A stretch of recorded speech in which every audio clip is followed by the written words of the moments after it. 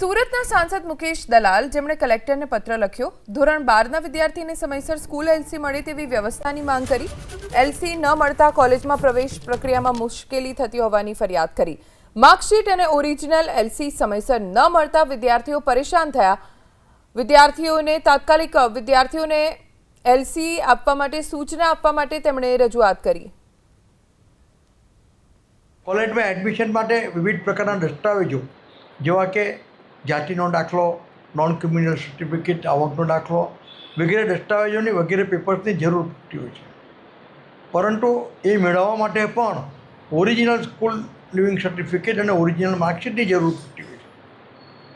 પણ ટેકનિકલ કારણોસર હજુ સુધી આ ઓરિજિનલ માર્કશીટ અને ઓરિજિનલ સ્કૂલ લિવિંગ સર્ટિફિકેટ વિદ્યાર્થીઓને મળી શક્યા નથી। તેને કારણે એ લોકોને વિવિધ પ્રકારના જે સર્ટિફિકેટની જરૂર છે, નોન ક્રિમિનલ સર્ટિફિકેટ, જાતિનો દાખલો જેવા, તે નથી મળી શકતા।